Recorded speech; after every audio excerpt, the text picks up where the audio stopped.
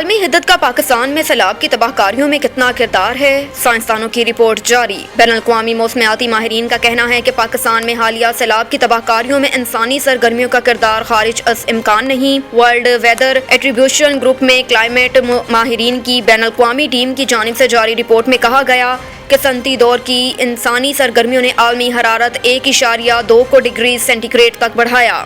Report کے مطابق موسمیاتی تغیر نے سندھ اور بلوچستان کے لیے 5 روزہ مجموعی بارش کو 50% تک بڑھایا۔ موجودہ موسمی حالات میں کسی بھی سال اس طرح کے واقعات ہونے کا 1% امکان تھا۔ انسان کے پیدا کردہ گرین ہاؤس گیسز کے اخراج کے بغیر ایسے واقعات کا امکان کم ہے۔ رپورٹ میں بتایا گیا کہ پاکستان میں حالیہ سیلاب سے 1400 افراد ہلاک اور 3 کروڑ 30 لاکھ افراد متاثر ہوئے، جبکہ 1 کروڑ 70 لاکھ گھر تباہ ہوئے اور بڑے پیمانے پر فصلوں کو بھی نقصان پہنچا۔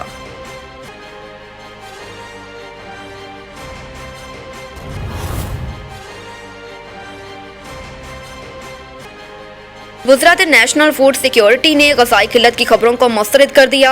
وزارت نیشنل فوڈ سیکیورٹی کی جانب سے national field response coordination centre کو بریفنگ میں بتایا گیا کہ ملک میں گندم، چینی اور دیگر غذائی اشیاء کا 153 دن کا اسٹاک موجود ہے۔ ملک بھر میں سیلاب کے باعث بڑے پیمانے پر فصلیں زیر آب آئی تھیں، جس کے بعد خبریں سامنے آئی تھی کہ ملک میں غذائی قلت کا خدشہ بڑھ گیا۔ ورلڈ فوڈ پروگرام پاکستان کی جانب سے کی گئی ٹویٹ کے مطابق سیلاب سے 9.4 ملین ایکڑ کی زیر کاشت فصل کو نقصان پہنچا، جبکہ 45% کپاس کی فصل تباہ ہو گئی۔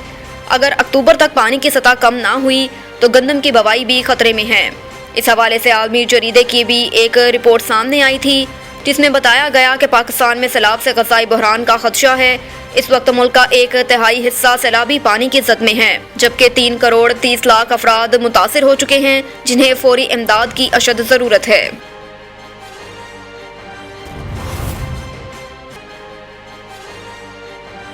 پیٹرولیم مصنوعات کی نئی قیمتوں کے اعلان میں تاخیر کیوں ہو گئی؟ ذرائع کے مطابق پیٹرولیم مصنوعات کی قیمتوں کے تعین کا معاملہ شنگھائی تعاون تنظیم کے اجلاس کے لیے ازبکستان کے شہر سمرقند میں موجود وزیر اعظم کے پاس ہے۔ ذرائع کا کہنا ہے کہ وزارت خزانہ پیٹرولیم مصنوعات کی قیمتوں سے متعلق وزیر اعظم کے احکامات کے منتظر ہیں۔ ذرائع کے مطابق وزیر اعظم کی طرف سے منظوری کے بعد پیٹرولیم مصنوعات کی قیمتوں کے حوالے سے کوئی فیصلہ ہو سکے گا۔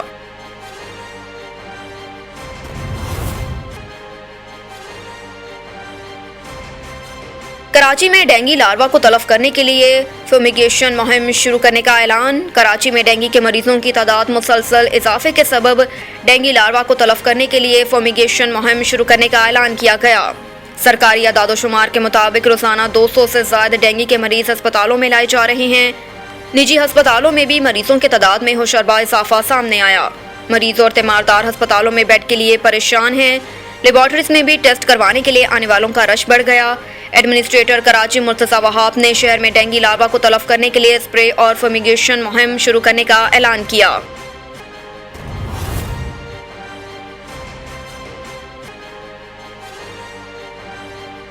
نیا عدالتی سال، جسٹس فائز اور جسٹس طارق مسعود چیف جسٹس کے خطاب سے مایوس۔ اسلام آباد سپریم کورٹ کے سینئر ترین جج مسٹر جسٹس قاضی فائز عیسیٰ اور جسٹس سردار طارق مسعود نے جوڈیشل کمیشن آف پاکستان کے chairman chief justice Umar Ata Bandial اور دیگر اراکین کے نام لکھے گئے۔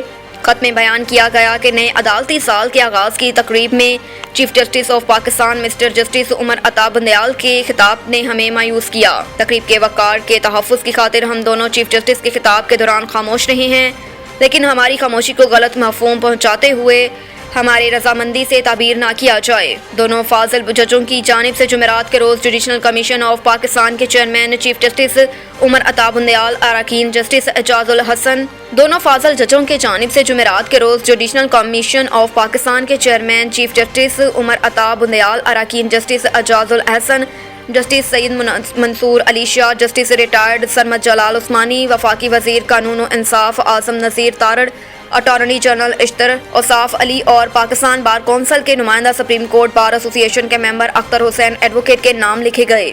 دو صحافت پر مشتمل خط میں کہا گیا کہ ہم نے ہمیشہ کوشش کی ہے کہ غیر ضروری تنازعات سے گریز کریں اور قوم کے سامنے سپریم کورٹ کو ایک وحدت کی صورت میں پیش کریں۔